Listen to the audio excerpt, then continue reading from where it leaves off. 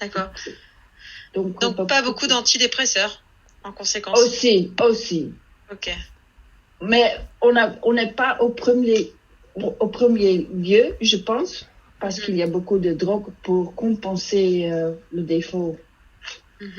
D'accord. Ça, c'est intéressant. Alors, merci. Ce sont juste mes pensées. Mais c'est très bien parce qu'on aura un débat sur le cannabis aussi. Donc, c'est l'actualité aussi en France. Hein. Merci, Ania. Donc, Merci. Janusz, qu'est-ce que tu en penses, toi? Est-ce que en Pologne, est-ce qu'il y a beaucoup de consommation? Ah, ton micro est éteint, Janusz. Bonjour à tous. Bonjour. Oui, je pensais que je suis très surpris parce que je pensais que c'est la Pologne qui est à la première place. On se bat toujours pour la première place, hein, c'est sûr. Oui. C'est Jeux olympiques, oui. Ouais. Mais ce qu'il y a de plus important pour moi, c'est la perspective, parce que la même substance peut être drogue et peut être l'intoxicant. Ça veut dire il y a le pH, voilà. pH, oui, c'est vrai. Merci Janusz. Donc, alors, je vous propose d'aller vers l'Espagne. Alors Christina, même si tu vis à Paris, est-ce qu'en Espagne, à ton avis, on consomme beaucoup d'antidépresseurs? Oui, mais aussi en même temps, chaque fois commence à être une affaire pour les laboratoires, pour les hôpitaux, pour les psychiatriques, pour tout.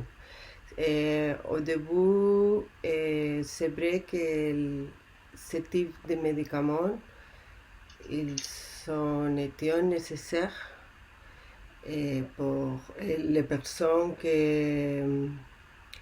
qui passent por différents états de conscience, comme la dépression ou la maniaque, que s'appelle bipolarité, mais ça c'est une chose normale de l'être humain. Mais quand ça arrive à un état très, très long, la médication c'est nécessaire. Mais maintenant il y a un abus de médication, parce que moi que je suis diagnostique bipolarité depuis 2000, j'ai testé tout type de médicaments.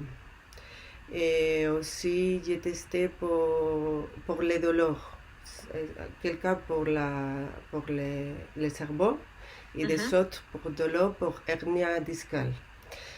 Mais à la fin, tout est un mélange entre les plantes comme l'opium, la marijuana et les substances qui se créent dans le laboratoire. Et c'est un peu la folie maintenant entre le laboratoire, la terre. Et à la fin, il y a des gens qui abusent beaucoup de la médication ou les docteurs prescrivent, ordonnent beaucoup de médication. Et j'ai l'exemple de ma mère qui est addictive, elle a un junkie de médication. Parce que junkie se dit comme junkie, ouais. Elle est addicte. Hein. Oui, elle est addicte. Elle est dépendante. Elle boit un pile et elle prend. Tu ne peux pas rester au calme. Mais c'est comme la personne qui fume. Chacun son propre addiction. À la fin, tous on a une addiction. Et être addictif à les médicaments, c'est très facile en Espagne, en France, parce que te les donnent très facile. Et c'est très économique, parce que l'État, normalement, paye ce type de médicaments. Et c'est très facile d'être addictif. Et à la fin, au début, il fait son travail, mais après, ne laisse rien, c'est seulement une indépendance. C'est pour ça qu'il ne fait pas abuser des médicaments seulement pour quelques mois, dans quelques moments, mais pas continuer comme moi, comme bipolaire, me dit que tous les jours, je dois prendre peut-être 100 médicaments. Mais non, je dois prendre un pour dormir bien, parce que c'est le Mhm. plus important, et tous les autres, seulement quand je suis dans mon moment maniaque ou mon moment plus bas. D'accord.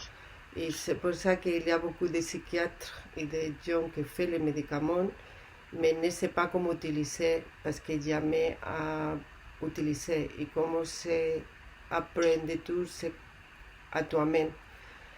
Très bien.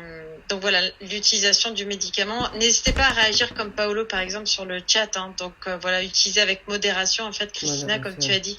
Tu peux dire, voilà, plutôt que de dire que ta mère est un junkie, c'est un peu fort, tu peux dire qu'elle est dépendante aux médicaments, hein, qu'elle est, voilà, qu'elle est devenue indépendante, accro aux médicaments, par exemple, aussi. Hein.